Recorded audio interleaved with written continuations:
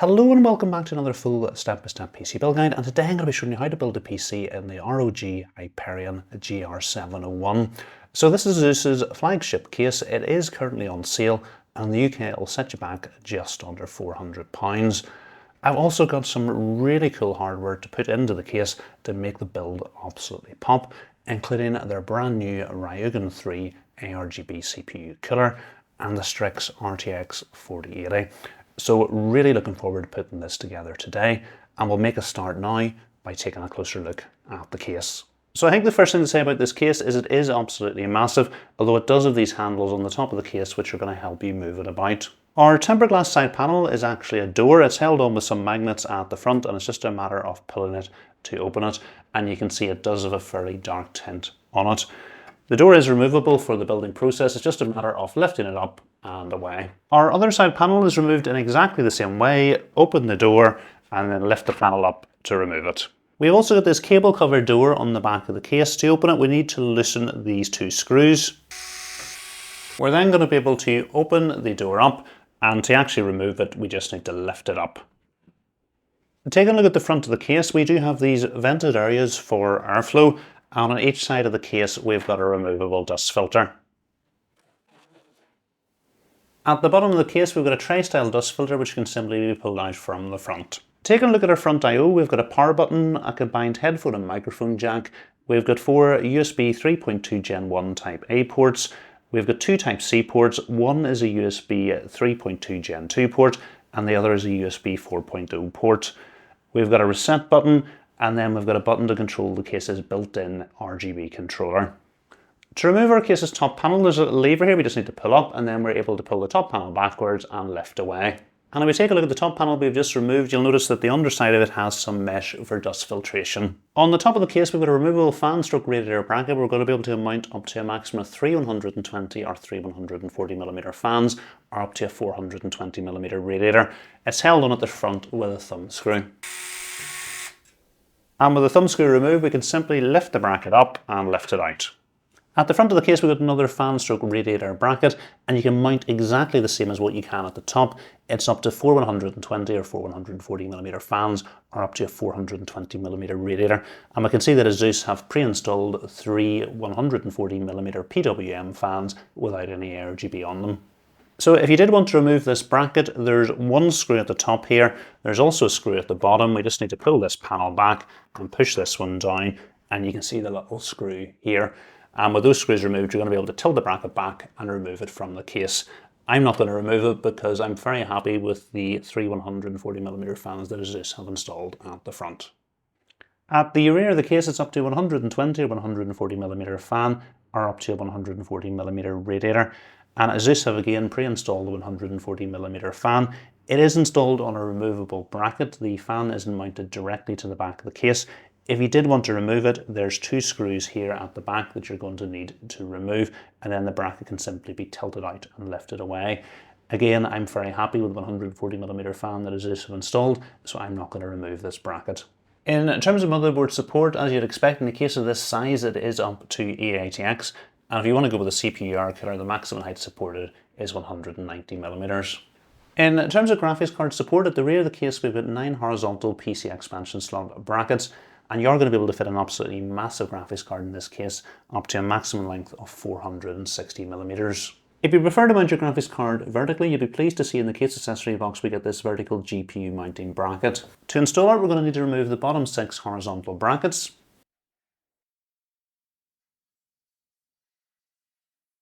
And then we can slide the vertical bracket into place.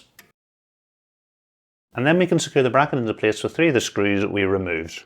So if you do want to install your graphics card in the vertical position, it's great to see that the bracket you're going to need comes with the case, although the riser cable doesn't. So you will need to pick up a riser cable at additional cost.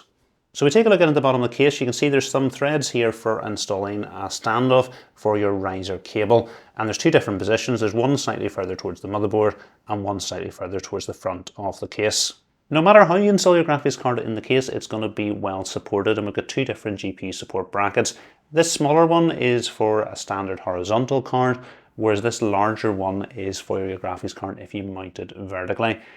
They've got rubber padding on the top, All you're simply going to do is slide it up to where it supports your graphics card and then tighten up this screw to hold it in place. So what I'm going to do is I'm going to pop a vertical card in the case and show you how this bracket works. Okay, so with our GPU installed in the vertical position, we just need to slide this bracket up to where we're happy it's offering support for our GPU, and then it's just a matter of tightening the screw in at the bottom, and that's going to hold the bracket in place. So I wanted to give you a quick look at what the GPU looks like in the vertical position, and you can see the GPU support bracket is doing a great job of supporting our heavy STRIX 4080. I'm planning on installing the GPU horizontally in the build, so I'm going to go ahead and put everything back to the stock configuration. So in terms of our GPU support brackets, because we're installing our graphics card horizontally, this is the only bracket that we're going to need. So we can go ahead and remove the vertical bracket. The best way to remove them is just to slide them off at the top. So I'm going to take our horizontal bracket, slide it off at the top, and then we'll slide our vertical bracket off, and then we'll pop the horizontal bracket back into place. So another nice feature is we've got this cutout with a rubber grommet on it coming through directly from our power supply compartment. Big advantage of this is we're going to be able to bring our graphics card cable directly through from here, meaning the cable routing at the back of the case is going to be a bit easier. So our power supply is going to be mounted down at the bottom of the case behind this shroud, and we've got a little window here, so some of our power supply is going to be on display. We've got this cover here which slides over, and then behind it we've got this little compartment. You can see we've got a screwdriver in it, and there's also space to store other bits. We've got another little compartment here if we pull it down. So again, you're going to be able to store additional things here. And ASUS have suggested keeping some screws for the case and keeping your PCIe expansion slot covers in here as well. So you're always going to be able to find them rather than having to go looking for the box for additional bits. So this panel is removable. It's held on with 2 screws.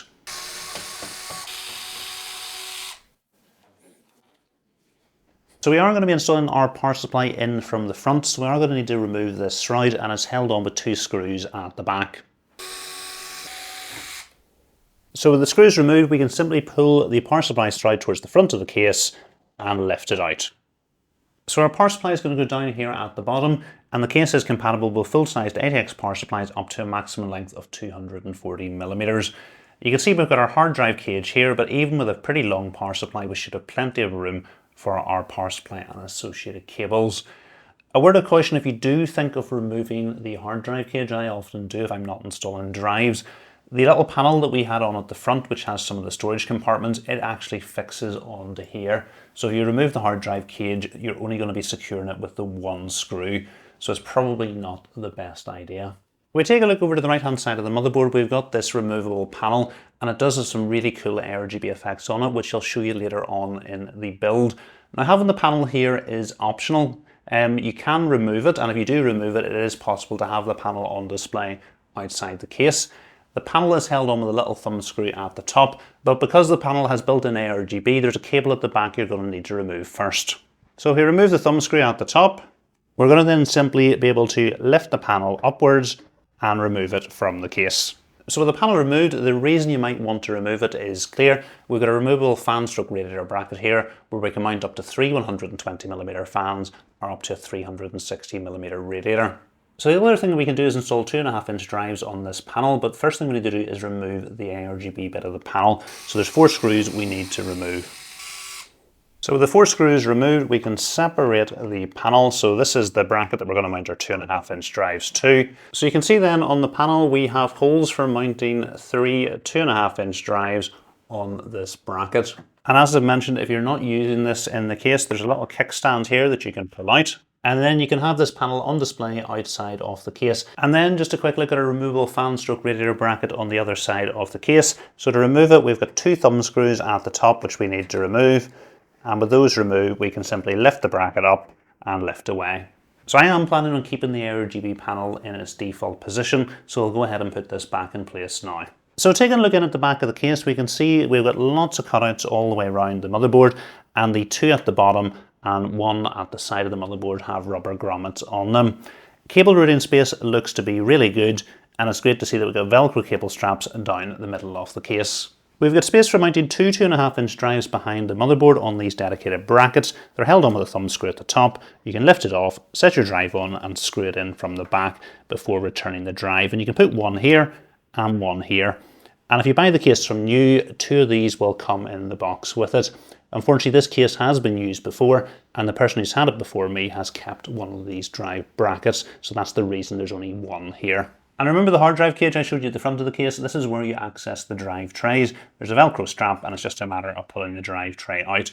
And there's 2 drive trays in the hard drive cage. On each of these, you're going to be able to mount either a 2.5-inch or 3.5-inch drive. So down at the bottom of the case, we've got our case's built-in fan and ARGB hub, and we've got our 4 system fans already plugged into the PWM connectors. And with the 4 fans plugged in, there's a spare 2 PWM ports down at the bottom of the hub.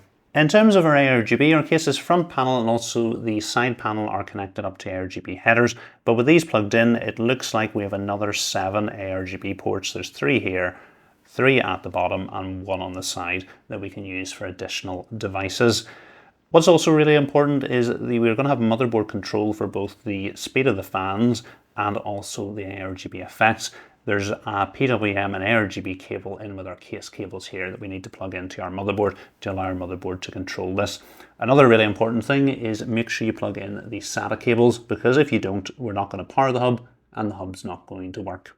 We're now ready to start working the motherboard, and we're going to be installing the CPU, the bracket for our CPU cooler, our M.2 SSD, and our RAM before we put the motherboard into the case.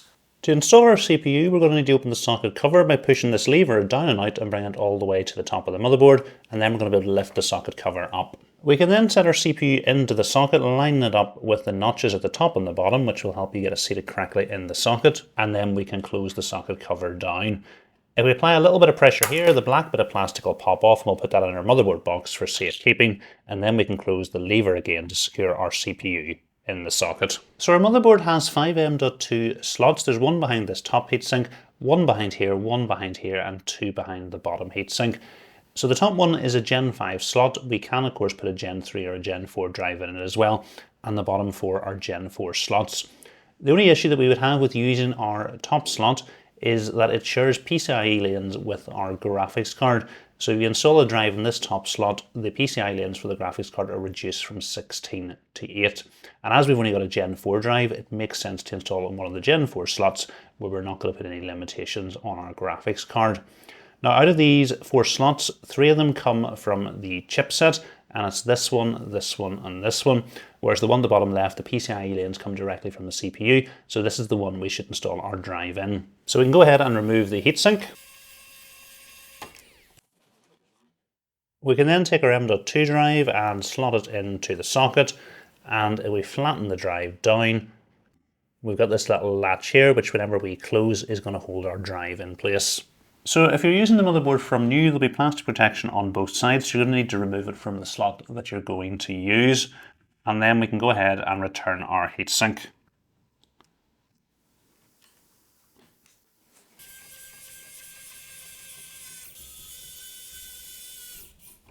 So next thing to do is install our RAM. As we've only got 2 sticks, we're going to install it in the second 4th slot along from the CPU. So I'm going to open the clips on these slots. We can then take our RAM and line it up with the slot. Once we're happy everything's lined up, it's just some firm pressure to the RAM and it's going to clip into place. And then same thing with our second stick, line it up with the socket. And again, once we're happy it's lined up, some firm pressure and it's going to clip into place. We're now ready to install the backplate for our CPU cooler, so we're going to make sure each of these corners is pulled to the outer setting for our LGI 1700 socket. And then it's just a matter of lining this up with the holes in the back of the motherboard. We've then got one of these standoffs to go on to each corner. Next we can set our motherboard into the case, line it up with the standoffs at the back. We can then secure the motherboard into place with 9 of the thinner screws from the case accessory box. Next thing to do is get our case cables plugged in, and our HD audio cable is going to go into this header down the bottom left hand side of the motherboard. So we'll bring it through the cutout, line it up with the header and push into place, and then pull the excess cable through to the back. We've got 2 of this motherboard's 3 ARGB headers down at the bottom of the motherboard. So we'll bring the ARGB cable coming from our case's controller, line it up with the header and push into place. Next to that we've got a system fan header, so we'll bring the PWM cable coming from our fan hub through, line it up with a header and push into place. Moving down to the bottom right hand side of the motherboard, we've got our front panel connectors, and although this looks like one long header, it's actually the pins to the far left hand side that we're going to want to plug things into. We've got two options here. There's a Q connector in the accessory box we can plug all the cables into, and then we're just going to be able to plug them directly into the header. The only slight issue with this is it does make the cables protrude a little bit. So while it might be a bit easier to do it this way, I think probably the easiest way is just to plug the cables directly into the individual pins on the motherboard.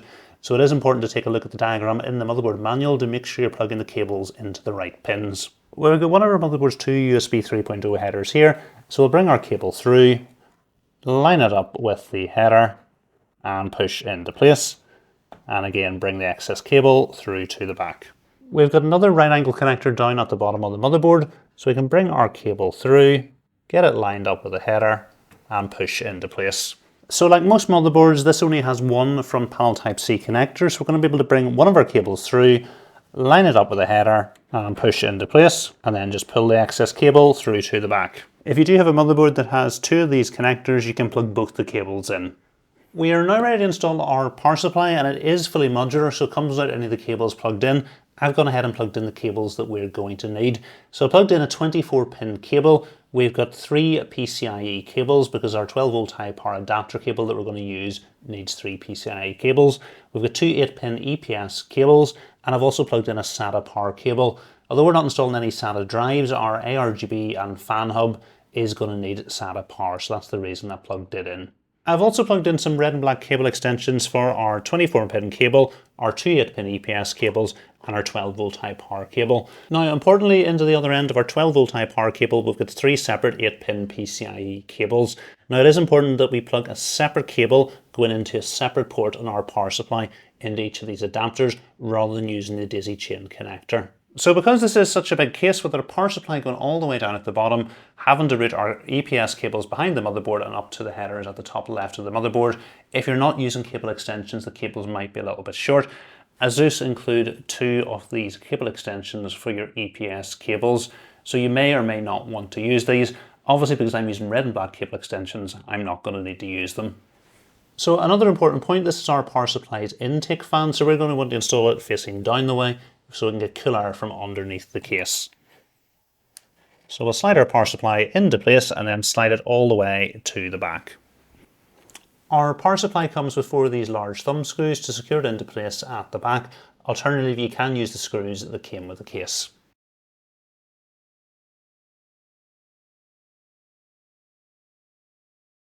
I'm then going to pass our 24-pin cable, our 2 8-pin EPS cables, and our SATA power cable through to the back of the case. Our 2 8-pin EPS cables are going to go to these headers at the top left of the motherboard, so we can go ahead and bring the cables through the cutout at the top, line them up with the headers, and push into place. And then we've got some cable combs on the cables to help organise them. Our 24-pin cable is going to go into this header here, so I'm going to bring it through the cutout, line it up with the header, and push into place. And then again, we've got some cable combs in the cable to help organise it. At the back of the case, we've got 3 SATA cables coming from our case to plug into the cable coming from our power supply. So I just want to do a little bit of cable management at the bottom of the case before we put our power supply shroud back on again.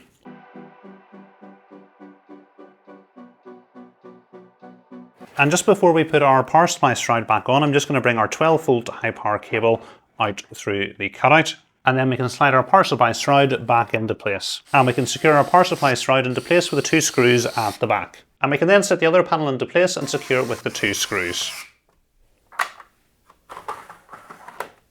We're now ready to start working on our AIO, and the first thing is to join our fans together. If we take a look at one of our fans, you'll notice we've got little connectors on either side of it. So on this side, the little connectors protrude, and on this side, we've got little indentations. So all we need to do is line our fans up together, and if we bring them close together, they're going to magnetically attach, just like that, and like that, and that's all 3 of our fans connected up. We've got 2 cables that come with our fans to connect them up, but we're only going to use one depending on which side of the fans we want to connect them to.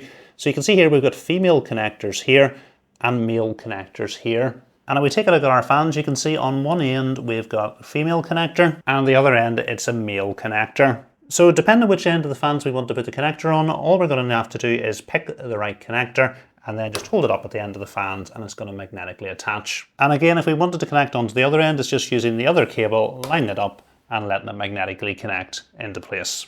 If we take a look at the connectors coming from the other end of the cable, we've got a 4-pin PWM connector which is going to go into our CPU fan header, allowing our motherboard to control the speed of the fans and power the fans. The other cable is a 3-pin 5V ARGB cable, and this is going to control the lighting on the fans, and we can either plug this directly into our motherboard, or because our case is a built-in ARGB hub, we can plug it directly into that. If we take a look at our pump, we've got 2 cables coming from it. The first is another 4-pin PWM connector. This is going to go into our pump header on the motherboard, allowing the motherboard to not only power the pump, but adjust its speed. The other cable is a USB cable, and we're going to plug that into a USB 2.0 header on our motherboard, and that's going to let us use ASUS's Armoury crate to control what comes up on this LCD screen. So this screen is attached to our pump magnetically, and all we need to do is pull it off, and that's going to make the installation a little bit easier. We can then set our fans onto the radiator, and then we're going to use these long radiator screws to secure the fans to the radiator.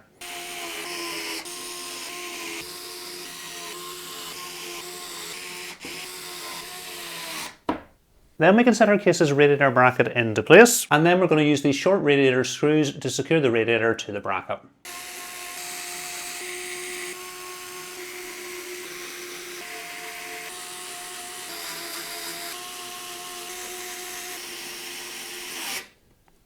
We can then set our radiator into place at the top of the case, and I'm just going to pass the cables coming from the fans through to the back as we lower the radiator down into place. At the top of the case, we can then secure the radiator bracket with a thumb screw, and we can replace our case's top panel. I'm then going to plug the ARGB cable coming from the fans and the radiator into our ARGB hub. There's 2 fan headers at the top of the motherboard. The one over to the left is our CPU fan header. So I'm going to bring the PWM cable coming from the fans and the radiator through, line it up with a header and push into place, and then pull the excess cable through to the back. We're now ready to install our pump onto the motherboard, and there's some plastic protection on the back that we need to remove. So you'll notice there's thermal paste pre-applied to the cold plate, so we just need to take care not to damage it, and we don't need to add any more. So another thing that I like to do when installing the IO is, this is the bottom of it, and I like to wrap any of the cables that are going to work their way up to the top of the motherboard just along the IO when I'm setting it into place. And I'm also going to take the cable coming from the LCD screen and set it into place as well. So we can go ahead and line our CPU cooler up with the bracket on the motherboard. And once we're happy everything's lined up, we just need to get a thumb screw onto each corner. There's 2 different types of thumb screws that come with the IO. Because we've got an LGA 1700 socket, we're going to use this plain thumb screw.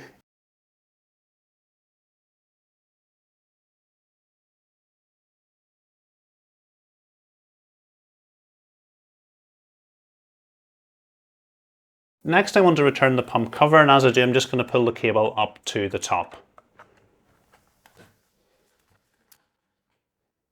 Our pump header is just this one here to the right of our CPU fan header. So I'm going to bring the PWM cable coming from the pump and plug it into the header. And then the excess cable I'm just going to bring through to the back of the case. I'm also going to pass our USB cable through to the back. We've got 2 USB 2.0 headers down at the bottom of the motherboard, so we can bring our cable through the cutout and get it plugged into one of the headers. We can then remove the plastic protection from the screen. We are now ready to install our graphics card, and we're going to need to remove the 2nd and 3rd expansion slot cover from the top. We can then line our graphics card up with the slot, and then once we're happy everything's lined up, it's just some firm pressure to the graphics card and it's going to clip into place. We'll then secure the GPU into place with the 2 screws we've just removed. Next, we can slide our GPU support bracket up towards providing support to the graphics card, and we'll secure it into place by tightening up the thumb screw. We can then plug our 12V high power cable into the graphics card. Okay, last thing to do is some cable management, so we're able to get the panels back on again.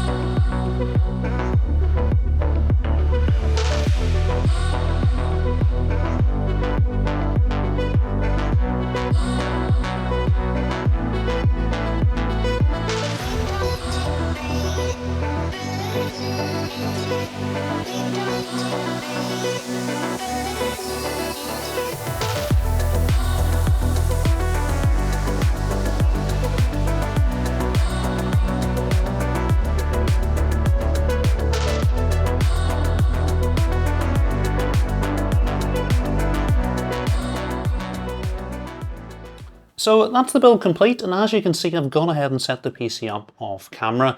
If you don't know how to install Windows, the drivers, enter the BIOS, update the BIOS, adjust the BIOS settings, and install the RGB software, I've already covered all this. That was my ASUS Tough Gaming GC502 build, using exactly the same motherboard, exactly the same CPU. So I'll put a link to that video in the description if you don't know how to do any of that. There is a few slight differences in this. We've got the new AIO, so I want to take a little bit of time talking you through how to set it up. So to adjust the effects on our cooler, we're going to need to click on the device and click on our AIO. So we can see by default we've got a customized slideshow in place, and this is the one that's on the display. We've got a range of different slideshows here we can choose from, so if we want to pick a different one, we'll click on it and click on apply, and you'll see that it'll now be appearing on the cooler. It is also possible to upload your own files, so all you're going to do is hit on the upload and then select the file that you want. It'll take a little while to upload, but once it's done, you can then click on it and click on apply, and you'll see it's now appearing on the cooler.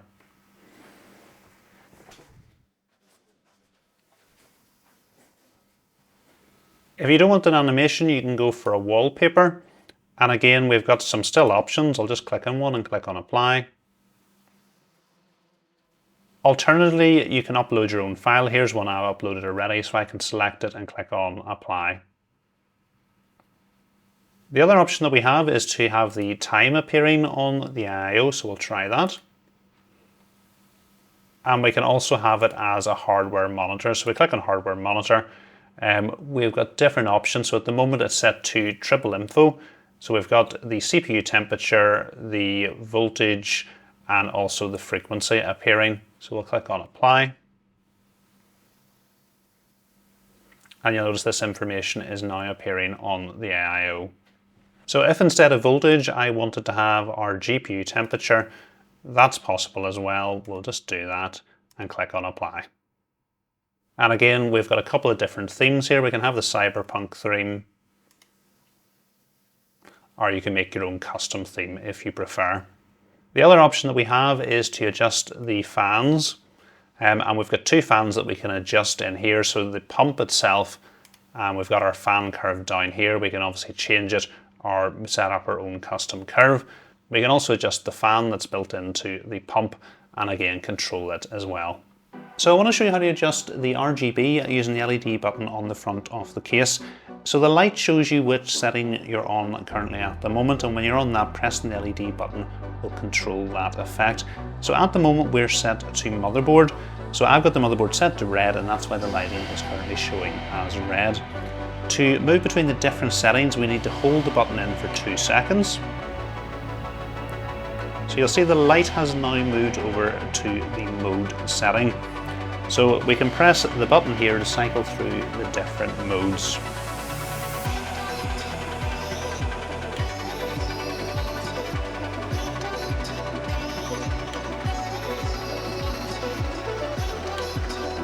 And that's us back onto rainbow. If we press the button again for 2 seconds, we're going to move over to the middle setting, and that is for the color. So we'll cycle through the different colors by pressing the button.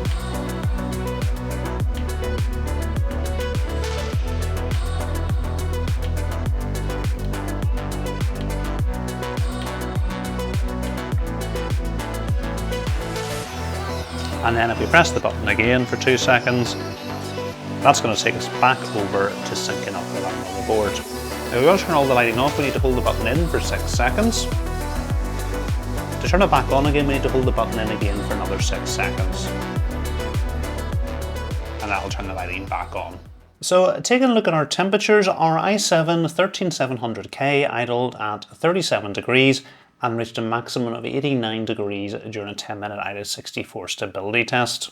Our ROG STRIX RTX 4080 idled at 30 degrees and reached a maximum of 64 degrees during the stability test. The average noise level was 34 decibels at idle and 51 decibels under load. So the temperatures in this case were really good, and the new AIO did a brilliant job of cooling our 13700K.